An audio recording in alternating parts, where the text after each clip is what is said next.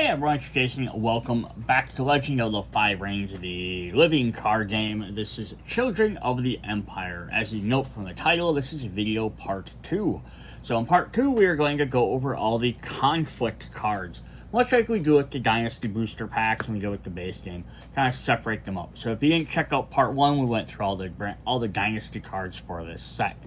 So this is a bigger box set, which has 234 new cards. So it's basically the equivalent of 2 full cycles of Dynasty cards packs, so like 12 packs. There's a lot more neutral cards in here than there are for just clan cards, so you get a bunch of extra neutral to help out. The other packs tend to have a lot more of just the stuff for the clans, which is really fun. In case for some reason you didn't check out part 1, just as a quick overview in here, there's a new terminology for dueling. It doesn't change how dueling works, it just changes how it's represented on cards. It might affect some older cards, but now it's listed as an action. It says initiate a type of duel, political, military, resolve the duel, and then reward to the duel's winner and or penalize the dueler's loss. So instead of just having a card that might say just might have it listed on there, now it's going to be listed as an action or in an interrupt or maybe a reaction. It's going to tell you to initiate which type of duel, resolve the duel by selecting the appropriate people you can select for. If you're in a conflict, you can only select someone in a conflict. You have to select whatever character initiated it, then your opponent's character, or whatever it says to do on the card. Some change the rules. Then whoever then select your honor bids. Trade honor, then add that to your skill test. Then whoever wins or loses is going to tell you what to do. It just kind of puts it on a little text together. The good example here is the honorable challenger. It says during a conflict, initiate a military duel. It's telling us what type. Resolve the duel. So do all your honor bids, do all that stuff, compare your skills. Then the duel winner does not get a ball as a result of the conflict. So this is saying the winner doesn't get that. Sometimes it'll be the winner does this, the loser does this, however that works. So that's basically all it's changing. They're trying to make it more streamlined. And then the other thing we have is a brand new word called composure. So this is a quick idea. What this does is it says if a player has composure anytime their honor bid is lower than one of their opponents. So if they have a lower honor bid than one of their opponents for whatever reason, they activate whatever the composure ability will be on that card. And the composure ability will be different for every card. So unlike stuff like pride or sincerity or courtesy, which are always the same every time you see them on the card, I think composure just means if this instance is happening, you get this ability. If you lose that instance for whatever reason, your honor bid changes or you redo it, then you lose that ability. So very, very cool. Just kind of want to jump into those fairly quick because we went over them a little bit more in detail in part 1, which I'm assuming most people watch part 1 than part 2. Alright, so let's go ahead and hop into our conflict cards. We're going to start with the Gray Crabs. We have Guardian of Virtue. So we just see if they kind of... So the theming with this set is we have a lot of stuff dealing with honor. Either if you have more honor or less honor, doing honor bids, which have to do with the dueling. So we're going to get a lot of that stuff with composure here as well. And then we're also going to it kind of like went back to some of the themes that were in the core set for the characters. Some of the stuff that was kind of started in the Imperial arc, which was the Imperial Dynasty Packs, which is the first cycle. So it kind of went back to some of the beginning stuff and tried to add on to that. So here we have Guardian of Virtue, it's a Bushi, air roll only. Composure, his character does not bow as a result of conflict resolution in conflicts in which it is defending. So if you're defending, you won't have to bow. We have an attachment, the Honed Nachi, which is a weapon attached to a Bushi character and it's restricted. Reaction, after an attached card wins a military conflict, remove 1 fate from attached character. Your opponent chooses a participating character he or she controls, discard that character. Ooh, that is fun. So the more fate you put on a character, if they can keep winning conflicts with this attached, they can slowly just start eliminating all your opponent's other characters. So it has to be one of the guys they have in that conflict. But yeah, if they're maybe doing like a solo duel or something like that, that could be very interesting. Alright, we have a smuggling deal. Action, give an opponent 1 honor and choose an ability on a character you control. Make sure that ability an additional time this round, or a specified period. I never thought I'd be outmaneuvered in a deal twice in one day, or that I would find myself grateful on both occasions. Yasuki Taka. That's fun, so basically just spend some honor to do a thing twice. And we've had a lot of other crab cards that let you sacrifice your characters to do stuff. They're willing to give up stuff, like your characters, and your honor to do more actions. They're willing to kind of lean into that like undersea darkness if they need to. So in defense of the Rukudagan, action during a conflict, sacrifice a friendly defending character and choose an attacking character. Set the attacking character's military skill to 0 at the end until the end of conflict. Give her a proper feeling with all honor. She should honor her family and serve her daimyo well. Hida Kasada. So right here, sacrificing a character to basically neutralize somebody else. Then our final, that was our final crab card. Okay, we don't have as many conflict cards as we had in some of the other sets, which is very interesting. So they're kind of pumping up more on the Dynasty side in this box. So for Crane in blue, we have a Jitsu Master is attached to a duelist. Reaction after an honor dial is revealed during a duel in which the attached character is participating. Increase or decrease your bid by 1 to a minimum of 0. So basically, if you want to win the, you probably don't want to win the duel, you're going to be able to increase and just pop yourself a little bit higher. So this is mostly only going to be super helpful if you tie. Then you can go above them and win. But there could be definitely reasons why you're not as concerned of losing. Maybe you want to have less honor for some reason, or you want to draw less cards or draw more cards. There could be other reasons to adjust it either direction. Interesting. Storied defeat. Action. During a conflict, choose a character that has lost a duel during this conflict. Follow that character and may spend 1 fate to dishonor that character. Alright, so they've already lost, and now you're going to shame them even more. A honorable lineage undone in a single stroke.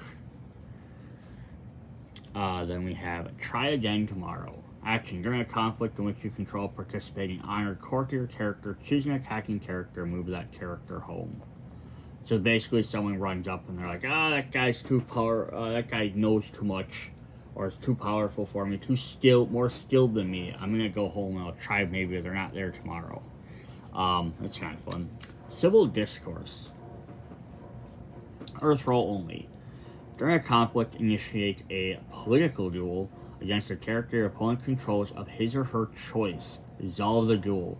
Till the end of the conflict, the duel's loser gains. Increase the cost to play each card in your hand by 1. Ooh, so tricky because your opponent gets to pick their character. But again, it's during a conflict, so it's not like you're saying they can pick from every character they have. They can only do it in that conflict. So what's neat about that is Crane have a lot of stuff where they like to try and go one-on-one. So they might send out like one guy to do stuff. They like doing stuff alone, and they can gain bonuses for doing that. And then if your opponent probably only going to maybe send out one guy to maybe compete. Why send an army to defend against one guy? But then here might be their downfall for doing that. Because they have less options. Alright, for our green dragons, we get a new attachment. Solitary Strength. Air roll only. Attachment characters participating in a conflict with 1 or more characters you control. Discard this attachment. So again, they only get it if they're going by themselves. Reaction after attached character wins a conflict, gain 1 honor. So again, if you're teaming these guys up with the Crane, that could be pretty cool. Here we have Miramoto Daishio. Weapon. Restricted. Attached character may not have other restricted attachments. Interesting. So even though it is restricted, which means you can only have 2 restricted cards out, he can't have both of them. While attached characters dueling, your opponent's bid cannot be 1 or 5. Your opponent sees by a single blade you have achieved victory. Interesting. So if you're dueling, they can't pick the lowest amount and they can't pick the highest amount.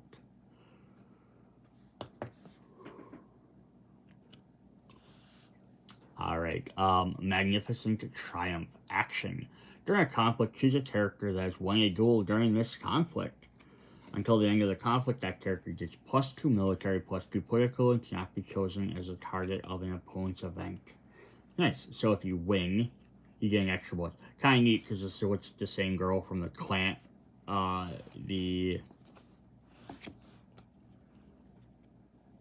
you have this one where, oh look, they got defeated and they lose stuff. Or this version, they won. Might not be the exact same character, but it's just kind of very close. Oh, that's always fun. Alright, and our last green card is Karmic Balance.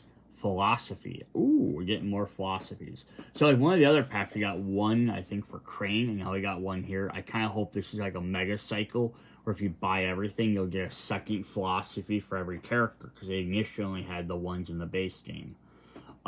They're not anything necessarily extra special, I just think they're kind of a neat idea. Play only if your opponent's honor bid is equal to an opponent's. Action. Each player shuffles his or her hand and conflict discard pile into his or her conflict deck. Then draw a sport card and remove this card from the game. Wow. So it resets everything. And that could be depending on how fast you go through your conflict deck, that could be very helpful. But also notice it costs 4 bamboo if you want to mix it into another color. That's pretty cool. A little bit hard to make sure you can always initiate, because you have to guess what your opponent's stuff is. But we, again, team up with the Crane, red stuff where you can up or lower your stuff. Alright, so now we're under the Yellow Dragons. We have the Strike of Tenjitsu. Technique, character gains action. During a conflict, initiate a military duel, resolve this duel. Using each character's base military instead of their total skill for this duel. Bow the loser's duel. Oh, so you only get it if you're super powerful. Hand to hand. During a military conflict, choose an attachment of participating character, discard that attachment, then your opponent may resolve this ability. So they get to discard one of yours as well. On the battlefield, all actions are honorable. So this kind of like brings back in the Dynasties half of the deck. We had a thing that was about holding it was for the Forge, which lets you search for any attachment. And I kind of brought up, like, technically it's a Forge. You should only be able to search for weapons, because it wouldn't make sense to go to a Forge to search for, like, a document or, like, a kimono, or, like, for the monk's case, tattoos, because they're also attachments. That wouldn't really make sense. But for the gameplay, it's just easier to be like, this covers everything. This is kind of the same idea here, right? It's a hand-to-hand combat. So it's like you're basically saying, hey, you can't use a weapon, I can't use a weapon. But technically your opponent could be like, hey, you take off your kimono, and they could turn around and be like, okay, but then you have to remove your tattoo. You know, which, like game-wise or world-wise doesn't make any sense. But then you basically have this card be not as effective if you only work on weapons versus any attachments. And then someone would also be like, well, can we have some way of neutralizing tattoos? Well, you can make one card that just neutralizes tattoos, but that's a very specific card where weapons are pretty broad. And then you can have another one that says all non-weapon cards, I guess. But again, you'd have someone arguing like that doesn't make sense for some of those. But even if it said non-tattooed, non-weapon, which covered everything else, there's not overall as many of them as there are weapons. So it's an interesting dynamic of how you have to like make a card game and be like, this has to make sense gameplay wise, sometimes more than thematic.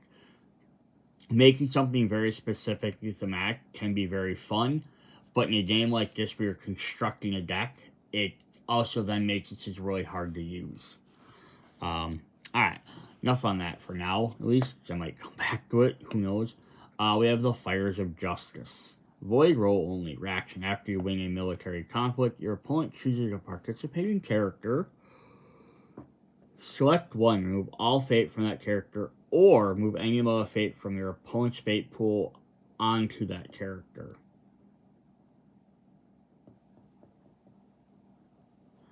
When a conflict, your opponent chooses a particular character they control. So if you win, they take one of yours.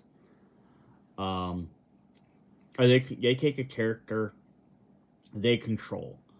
They remove all fate from that character, basically meaning this character is going to be defeated at the end of the turn. Or move any amount of fate from your opponent's fate pool onto that character.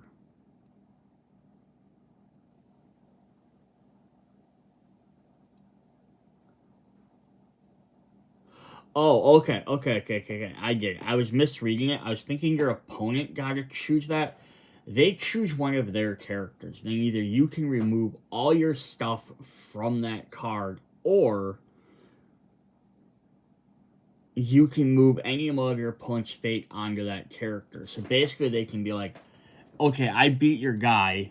I can remove all the stuff. They're going to be defeated at the end of combat. Or they could be like, you have 6 fate in there. Guess what? This guy's going to stick around for an extra 6 turns. And you might be like, why on earth would you want to do that? Why would you want to keep them around that much longer? It's not about keeping them around. It's about emptying your opponent's fate pool onto a card that, you might not really care about. Interesting. I'm surprised it doesn't have a limit, like limit 3 or something. Glorious Victory. Reaction: after you break a province during a military conflict, honor each character you control. If we should be victorious, it is because the heavens will it. Awesome. Alright, then we have our Phoenix Clan in orange. Unmatched expertise, technique, fire roll only. I think every set's got a technique so far at one point or the other. Is that right? Did we get one in? They only had one in. Maybe we didn't have one in Drag. No, maybe not. I thought each one had a technique.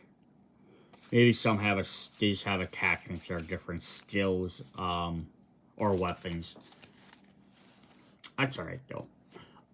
Fire roll and attached character cannot become dishonored. Forced reaction: after attached character loses a conflict, discard this attachment. It's basically a bonus and they can't become dishonored. Sometimes you just need to go back to the simpler ones. The Gift of Atamarasu. Fire and Spell. Reaction: after you win a conflict by 5 or more skill, choose a character you control, honor that character. Even the fortunes must recognize greatness. Severed from the Stream. Void Spell. Action: perform a glory count. The player who loses the glory count returns all rings to his or her claim pool to the unclaimed pool. There's no place for you, not even the void. Interesting. And Phoenix likes to play around with them, so if you can return them all, it means you could probably use them all again.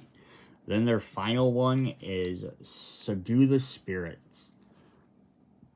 During a conflict, if you are more honorable than your opponent, until the end of the conflict, each participating character you control adds its glory to each of its skills. This applies in addition to any modifiers of skill to those characters due to being honored or dishonored.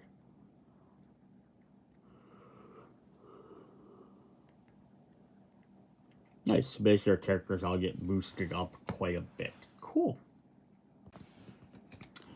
Alright. We're going to our 6th clan, the Red Scorpions. Infiltrator's Tools. Item: attached to a shinobi character. Attached character gains covert. When this character attacks, choose one character without covert. Character cannot be declared as a defender. Anything that gives extra little abilities like that is always fun. Kiriko Poison. Ooh, got another poison card. That guy just to search for poisons too. Reaction: after a character your opponent controls triggers an ability, bow that character. The deadliest poison produces the most beautiful shade.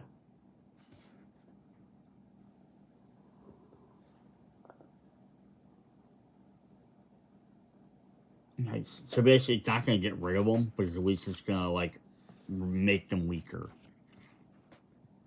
Unmasked. Void roll only.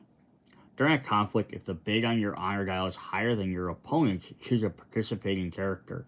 Discard the character status token instead of skills to their printed values until the end of the conflict. Its controller gains 2 honor.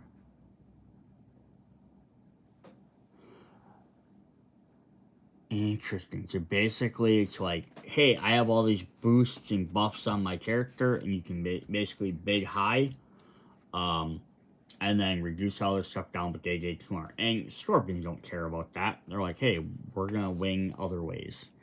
Alright, then we have Mayako's Undertaking. Play only if you have 6 or fewer honor, which is getting pretty darn low. Action. During a conflict, choose a non-unique character in your opponent's Dynasty discard pile and participating character you control.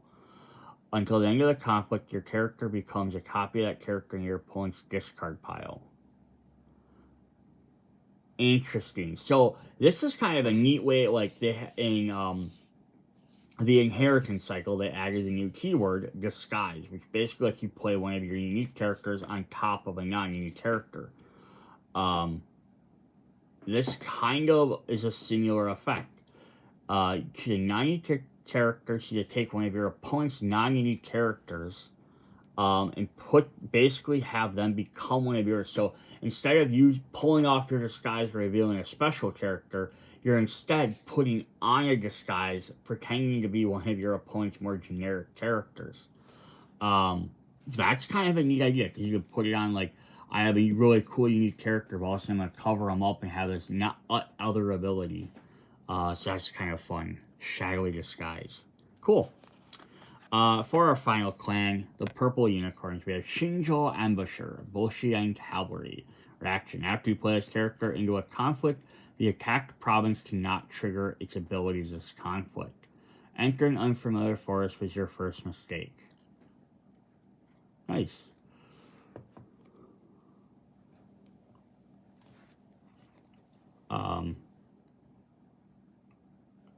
Yeah, so you stop their abilities. And it says after you play them into the conflict. Cool. Alright, then we have Jewel of the Connaison, which is a unique item. So we actually do get 3 copies of that, though. I just want to double check, because the last time we had a unique item card, we didn't have them. But it's not a 1 per deck. So item and Meshido. Will attack characters attacking lose 1 honor. Reduce the attack's province strength by 1 till the end of the conflict to a minimum of 0, unlimited. Nice. You could lose a bunch of honor to drop your strength down, so definitely might be worth it. Tempest of Sand and Hate striving for liberation. Challenge on the field. Action. During a conflict, initiate a military duel. Resolve the duel, giving each dueling character +1 for each other participating character controlled by the same player till the end of the duel. Move the duel's loser home. Face me, Shono. Fight me now. And Makasu no Mukie. Interesting. So, like, these guys love to have lots of people come out. So, you can start a conflict, initiate a duel, giving your any character in it, extra for every other character controlled. So the more guys you vote, the quicker you're going to be stronger. And then our last unicorn card is Leniency, air roll only. Interrupt. When you would resolve the ring effect, choose a character with a printed cost of 2 or lower in your provinces. Instead of resolving the ring effect, put that character into play. Nice. So, not attacking your opponent with an effect, but then getting to play a cheap character. Awesome. Alright, then we're going to have a bunch of unclanned characters. We have Kujira's Hireling, Bushi and Ronin, Wandering Samurai. Action. Spend 1 fate and select 1. This character gains 1 military, 1 political till the end of the phase, or this character gets -1/-1 till the end of the phase. Any player may trigger this ability. Interesting. So anyone can spend extra fate to make this guy better or worse. Very, very cheap character that you can, like, have some extra fate. I can boost him up a bit, but then your opponent can try and reduce him. Card designed by 2017 World Champion Samuel Benitez. That's a fun little card. Unveiled Destiny. Seeker role only. When an attached character is attacking the contested ring, gains the element of your role. Interesting. If a attached character wins a conflict as an attacker, you may choose which of its effects to resolve. So if you really want to do a lot of the same role, this is a good one for that. Or the same ring element. Defend your honor. Keeper role only. Will the effects of an opponent's event when initiate during a conflict initiate a military duel against a character your opponent controls of his or her choice? Resolve the duel. If your character is the duel's winner, cancel those effects. That's fun. Stay your hand. Interrupt. When an opponent initiates a duel that targets a character you control, cancel that duel. Perhaps. Another time, perhaps. So it's next. This is a great card to have for this set. So you have all these cards. Get a duel for this. This character does a duel. This does a duel. Here's a card that's really just like, you know what? I don't want to do duels. I'm going to play this card. Stop your stupid dueling. Warm welcome. Play like your honor, but big is lower than your opponent's action. Choose a card in your conflict discard pile. Play that card as if it's in your hand. That card is an event. Put it on the bottom of your conflict deck. Oh, nice. You have a potential chance to reuse it.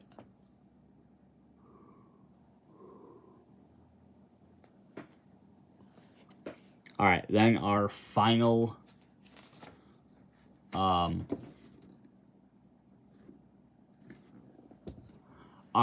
card is Prayers to Ibisu.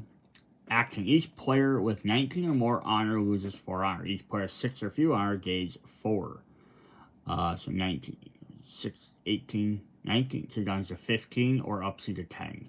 Draw 1 card. With some wish for glory, most simply desire discomfort. So this is kind of a cool card too, because like if you're starting to lose, you also can gain some back. If you're getting close, your opponent's getting close to winning, you can shut them back down. Scorpions like to be low, so this could be a great way for them just to like, I can just plan on going low and I can get 4 and I get a card back so it replaces itself, which is really neat. So that's what we have there. Well, I don't honor. I didn't really look at the set symbol. Usually they have it pictured somewhere. So it looks kind of just like a, it's like an axe or a, maybe like an elephant face. I'm not really sure what that's supposed to be. But that is what we have for the Children of the Empire. So we did get the Emperor himself, which is really cool. And then one of the conflict pack, or the dynasty packs in the inheritance cycle, we actually got 2 of the crowned princes. So you got a couple, you know, so you can kind of make an interesting Imperial deck if you get this. I do wish there were more Imperial cards in here. It kind of made it seem like there was going to be. A lot of the new dueling mechanics, which is a really cool idea. But that being also said, I feel like there's some of the other things in some of the cycle packs that have come out that I hope they would add more into. So I'm hoping that I'll find more of maybe some of that stuff in some of the future cycles, or the clan packs. But I really need to have more bigger boxes like this occasionally, just to like reinforce some of those cool keywords, or I would have a box that just introduced like the new keyword. Like I said in the last one, we had disguise, which lets you bring guys in. That would have been cool to introduce in a big box, and had every clan had maybe like 2 or 3 cards, or you had some cards like attachments to let you give that or take it away or do something like that, and then have like a deck to add, then had the dynasty pack just add like 1 new character of each to give some extra cool ones. That would have been a neater idea, but kind of thing as this came out, you know, then I think, you know, it's kind of if they ever redid it or added more to it later, like get a version 2.0 or something, this is something they could probably add on to. So yeah, definitely cool.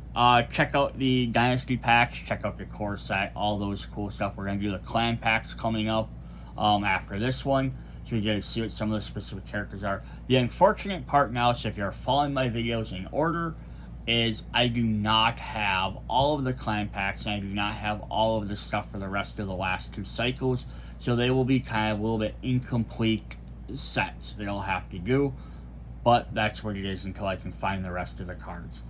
See you guys later. Bye.